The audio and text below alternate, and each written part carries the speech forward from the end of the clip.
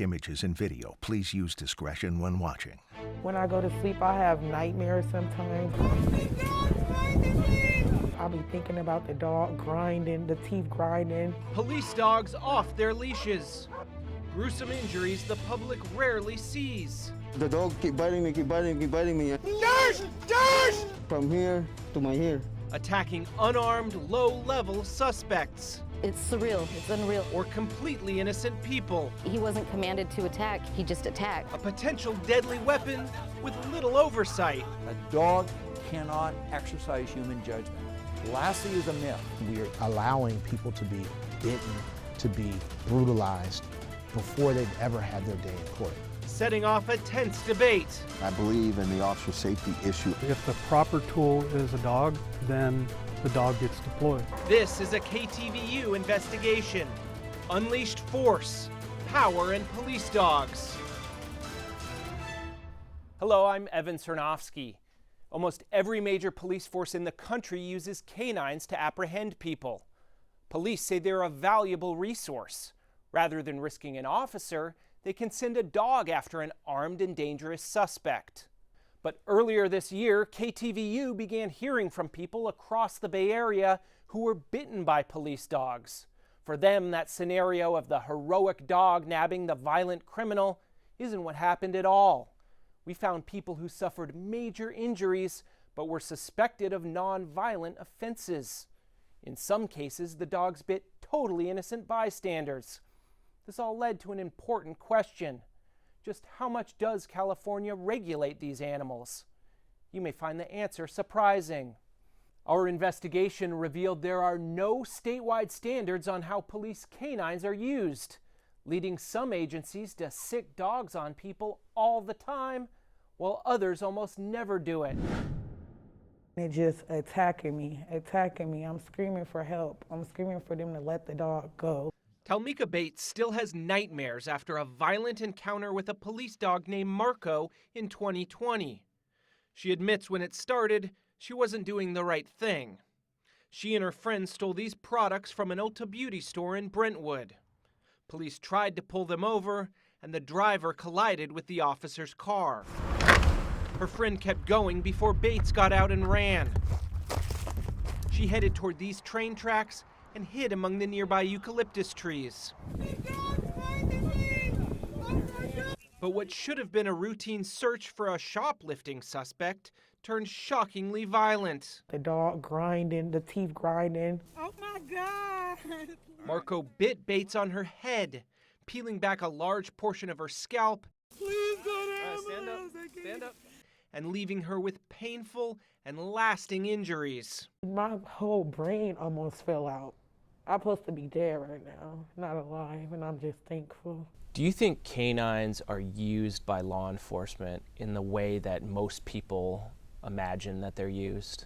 No, I do not believe canines are used in a way that most people imagine or want to believe they're used. In fact, canines are used in a much more vicious, brutal, and arbitrary way and inflict a lot of damage upon people whose stories never make the media, they never make the newspaper, and they never make it to TV. But nevertheless, the damage that those dogs have inflicted upon people are lifelong type of injuries. Adante Pointer is a Bay Area civil rights attorney who's represented numerous people over the years who've been bitten by police dogs. He filed a lawsuit in Bates's case, claiming the Brentwood Police Department and canine handler Officer Ryan Resentes used excessive force. The officer's attorney responded in court filings, saying he used reasonable force to prevent Bates from escaping. Pointer says while the case was especially disturbing, it's not unusual. What oftentimes happens is you have someone who's unarmed, who's in a mental health crisis, or just doesn't want to submit to police. But they themselves at that time are not armed, they're not threatening anybody, they're just saying, I don't want to come out or I don't want to be arrested. And instead what you see happen is the police let the dog go. It turns out Marco and his handler were in a similar situation a year earlier. Officers responded to Christine Niederer's home on the report of a domestic dispute. She was on felony probation and was hiding in an attic crawl space. When she refused to come down, police sent the dog up after her. Christine, if you're in the attic, I'm gonna go get my canine and send him up there. He's gonna bite you. Come out now. When Marco found her, he bit her head as well, leaving these wounds. I didn't deserve this. I did not do anything wrong. Do you have anything on you? No, nothing. A spokesman for the city told KTVU the bite was found to be within policy. But it's cases like these that have raised serious questions about those canine policies. The officer, him or herself, tried to do to somebody what a dog does, the officer would get fired, practically on the spot. Attorney Don Cook has been representing plaintiffs in police dog bite cases for 4 decades. He questions why so many departments allow police dogs to use the kind of vicious force officers themselves have long been barred from using. Cook says police dogs are also unpredictable and bite the first thing they see, like someone's head or neck or anywhere else. A dog is an animal. A dog cannot exercise human judgment. Lassie is a myth. It exists only on celluloid. Doesn't exist in the real world. You do not delegate to an animal the police decision to use physical force. And when police dogs cross the line, he said it's rare the animals or their handlers are ever held accountable. Most of the police dog attacks that occur are found to be within department policy, because basically departments take the attitude that the dog attacks and bite, well, that's what dogs do. Take the case of Joel Alejo in Mountain View. Palo Alto police were searching for a kidnapper, but came across Alejo taking a nap in his family's backyard and mistook him for the suspect.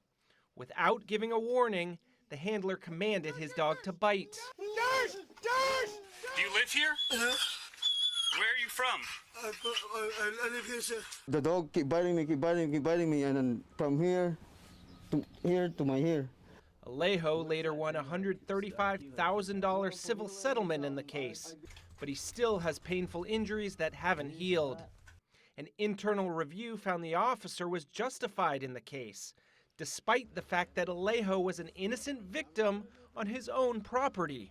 They're going to bite the first person they encounter, innocent or not, bad guy or good guy. Wouldn't wish it upon my worst enemy. It was awful. Melissa Silva was just walking her Pomeranian near Levi's Stadium in Santa Clara when she was attacked by a canine over the summer. Silva had just stepped onto a public youth soccer field that happened to be closed.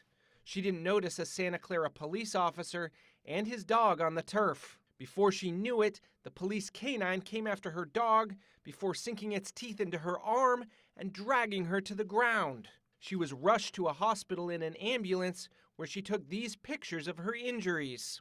It's surreal. It's unreal. I can't believe that the dog would just, he wasn't commanded to attack. He just attacked. Santa Clara police sent KTVU this statement about the episode, quote, "While conducting off-leash training, a person and their dog unexpectedly entered the facility through the closed and latched gate. The police canine immediately ran toward the person and their dog. The person picked up her dog and struck the police canine in the head, resulting in an unintentional bite to the person's upper arm." When you see police make these mistakes and these dogs bite innocent people or bite people in ways that are way more extreme than they deserve, is your experience that police forces recognize that, apologize, and try to make amends for it? Police forces rarely, if never, apologize for the way in which they sick their police canines on members of the public. In fact, what you usually see happen is the police circle the wagons and seek to explain away or excuse away the conduct of the canine and the officer or the canine's handler. Pointer said police often get a pass because many people like dogs, and the people they're biting are sometimes accused of crimes and are not always sympathetic. Just because you're accused of a felony does not mean that you get to have a vicious canine sicked upon you. That's akin to things that we frown upon as our country. You know, in other countries where if you steal something, you get your hand cut off. Why here in the United States of America, where we're supposed to have these principles and constitutional rights, do we somehow excuse away this similar type of conduct? These controversial cases have prompted calls to better regulate or abolish police canines altogether in California. Critics like Don Cook say police already have other force options and should be using de-escalation tactics instead of dogs. What it does is rather than de-escalate, it escalates. And remember, this is an animal attacking a human being. And people respond differently. It's almost a primal reaction when it's an animal attacking you versus a human being who's trying to control you. Cook says adding police dogs to tense situations with potentially violent people only ups the ante. There's a psychological terror aspect that makes the situation very, very unpredictable. Despite all this, dog handlers and trainers have told us police dogs are important tools if they're used appropriately. These dogs have done more to de-escalate situations than they have to bite people. And that's where people are missing. Coming up after the break, we'll take a look at how California regulates, or rather doesn't regulate, police canines, and the effect that has on departments around the Bay Area. Welcome back to Unleashed Force, Power, and Police Dogs. I'm Evan Sernoffsky. You might expect that something as volatile as an aggressive animal would be closely regulated if it's going to be used by police to bite people. So we reached out to the state's Commission on Peace Officer Standards and Training, more commonly known as POST. We were surprised to learn that there are no requirements or standards in California for how police departments can use dogs. That means it's up to each department to decide if or how they use canines. KTVU obtained data from the 25 largest law enforcement agencies in the Bay Area through the California Public Records Act.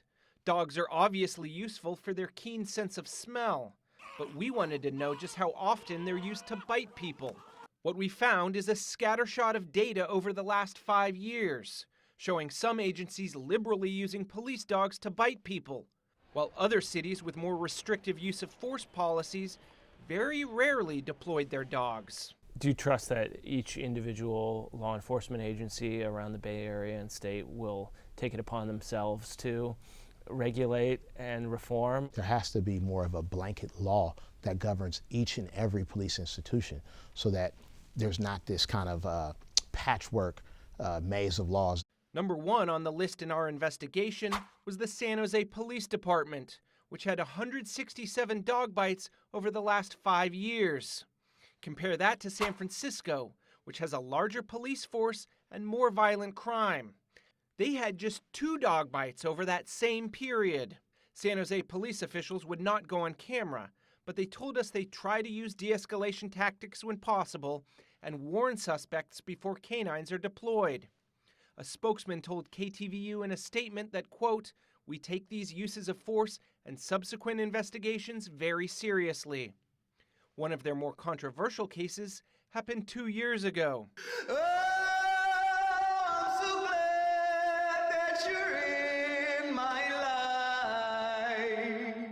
That's what Anthony Paredes used to sound like.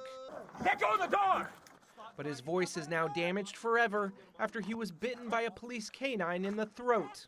It all began when he threatened a grocery store worker during a theft and was hiding in a trash bin to escape police. Body-worn camera footage shows police dumping the bin over and the dog biting Paredes' throat, where it stayed clamped down for 60 seconds. It was just the worst thing I've ever saw in my life, really. It was terrible. Paredes wouldn't go on camera for our story, but his aunt, Leticia Salazar, helped raise him. She said he's never been the same. He lost something. You know, I can't say he lost that something special because he's still special, but he lost that little kick, that happy-go-lucky guy that he was. Paredes recently sued the police department, claiming officers used excessive force. San Jose police declined to comment due to the pending lawsuit. But in court documents, the city attorney's office denied wrongdoing, saying Paredes, quote, committed crimes including, but not limited to, failure to yield to police authority. And his injuries were from his, quote, wrongful actions. Number 2 on our list was the Richmond Police Department, which had 84 bites, followed by the Santa Clara County Sheriff's Office with 80. Number 4 was the Contra Costa County Sheriff's Department with 57 bites. And the 5th highest was Antioch. Officials only responded with 3 years of data, which showed 49 bites for the city with a police force of fewer than 100 officers. We should always be cautious of how we deploy dogs and canines. As we know, dogs can cause a lot of damage when they bite individuals. Our investigation revealed that one Antioch officer and his dog were responsible for 22 bites in just 3 years. KTVU has also learned that officer, Morteza Amiri, is on leave and is one of several officers on the force currently under investigation by the FBI. Amiri's attorney declined our request for comment. His dog Percy was responsible for several severe injuries, including biting a suspect's face. It's not clear if any of the bites were found to be in violation of Antioch's use of force policy. Nevertheless, the city's new police chief has pledged to reform the rules. I want to make certain that we are not causing any undue harm to the community. When individuals are bitten by dogs, police dogs in particular, it is very traumatic. Stephen Ford was sworn in as chief earlier this year after retiring from the SFPD, where he oversaw numerous reforms. He says he's taking a look at the canine policy as part of his larger project to build relationships with communities, particularly communities of color. I think every prudent, forward-thinking policing organization should understand and embrace the idea that the most viable resource that we have as a policing entity are community relationships. And it's all about community trust and transparency and legitimacy. But all over the Bay Area, police deploy their dogs more often in those same communities where they're trying to make inroads. Our investigation found that Black and Hispanic people were disproportionately bit by Bay Area police dogs, making up 2/3 of the cases where race and ethnicity are tracked. And we keep hearing about community-oriented policing, about building trust, particularly in the communities that have had long-standing distrust with law enforcement. How does the disproportionate use of canines against those very same communities hurt that trust? This use of police canines in an arbitrary and vicious way just further serves to prove the point to communities of color that the police are not there to protect and serve, but instead are there to intimidate and oppress. And so it's going opposite to what we need to happen, which is there should be trust building going on versus trust destroying. California lawmakers have never proposed legislation to regulate police canines. Even so, former Attorney General Javier Becerra put out a memo to law enforcement agencies 2 years ago, urging them to discontinue the use of, quote, find and bite techniques that are so controversial. It's not clear how many, if any, departments have followed that recommendation. I think police canines should be taken out of service until there is a firm system, if you will, as to how in which police canines are trained, the way they're used, the way they're regulated. Even with the controversies, many police departments insist canines are a necessary tool. Coming up, we'll hear from experts who work with canines about the benefits they bring to policing and what it takes to make sure they're properly trained when used in the field.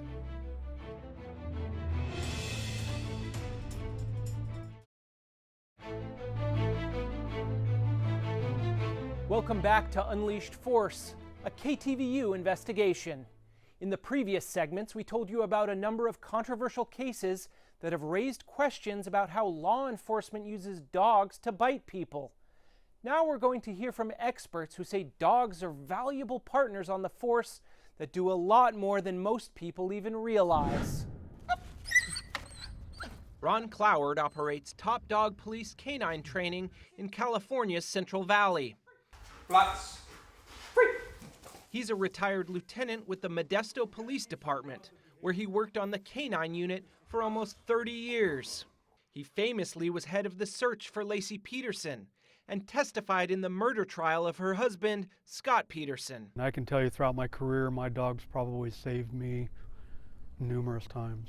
He now operates a state-of-the-art facility that focuses on scenario-based canine training for law enforcement. This one actually has a closet built in the back side of it with a loft on the top so you can hide somebody up high. Cloward said controversial dog bites get a lot of attention, but what people don't see are the cases where police dogs help officers achieve nonviolent outcomes. I think there's a lot more de-escalation that takes place just by the dog's presence than ever takes place as far as use of force, but we're not documenting those. He said departments also don't have any way to measure when deadly force is avoided. There are situations that our dogs are used on where you would have normally had to probably go to deadly force on this individual, but the dog intervenes, goes out, takes control of the suspect by biting him, and then you can move in tactically and take him. In some of the most disturbing cases, like when Anthony Paredes was bit in the throat by a San Jose police canine,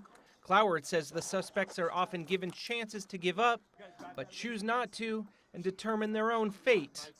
When innocent people are bitten, Cloward says departments need to review the dog and the handler's training. When I look at these cases, I look at, is this a training issue or is this more of an issue where, they set their own context? He said police departments in general should be giving officers more time to work with their dogs to avoid those unnecessary bites. I think a lot of the times when there's a problem, it's usually training. And sometimes handlers making poor decisions, which comes down to scenario-based training, putting those handlers into those situations where they do have to make a decision, and sometimes the decision is not to use the dog. And we want them to recognize those just as much as they recognize the ones when it's time to use the dog. At his facility in Ripon, located in San Joaquin County, Cloward trains canine handlers from around the state in the classroom and in real-life scenarios. Let's say you're a tactical team and there's somebody with a gun in a building and you come into a scenario like this. It's potentially dangerous. Very dangerous. You got all these different point here, point here, point here, and one here. So it's very dangerous. So the dog buys you this territory. They'll stay in cover, send a dog down maybe on a line, on a long line. The dog will buy you the corners. And once they've bought you the corners, then you know that this is clear. You don't have to worry about. You just have these doors that you have to worry about. It was exciting, it was nerve-wracking, and it was fun. 70 miles away in Oakland, retired Oakland Police Lieutenant and former canine handler Jeff Lohman remembers his career fondly. It was exciting, working with a canine partner who lived with me and went everywhere with me. He worked with canine Nico during the city's most violent years in the 1990s. Having a canine was especially useful when we were looking for, in particular, shooting suspects, homicide suspects, robbery suspects. Our ability to rapidly search a particular area, a building, and identify a suspect while allowing our officers to remain safe became of paramount importance for our department. But while he supports the use of police canines, he said he recognizes that they should be closely regulated. I absolutely believe in the program, and I believe in the officer safety issue of the program. I also believe that stronger policies and stronger training would help utilize the canines in a way they were designed to be. For instance, most departments have policies that allow them to sick dogs on people if they're suspected of any felony, regardless if that person is armed or not. I don't think that officers should indiscriminately use their dogs just because somebody, quote unquote, meets the definition of a felony. We should look at the totality of the circumstances. Reggie Tolan works in private security in Oakland and has trained police dogs for decades. They are an animal, they're a tool to work. They're not a toy, especially if they're out doing patrol work. It's very important that people need to understand that, and it's very serious as well. He said police often import apprehension canines from countries like Germany or the Czech Republic, where they're used for border security and can cost 10 grand or more.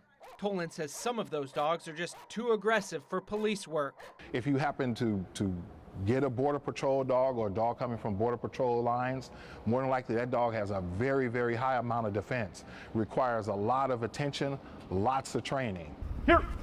Back in the Central Valley, Ron Cloward said more investment in canine training will save cities money from potential lawsuits. It comes down to proper training and making sure these dogs are performing the way they're supposed to. But as it stands, the state does not require certifications or minimum training standards for police canines. I think if our legislature wanted to do something to try to help fix any problems that they think they have in canine, then they should go back and look at post standards and maybe create some standards for these handlers to get so that it's straight across the board, everybody gets the same thing.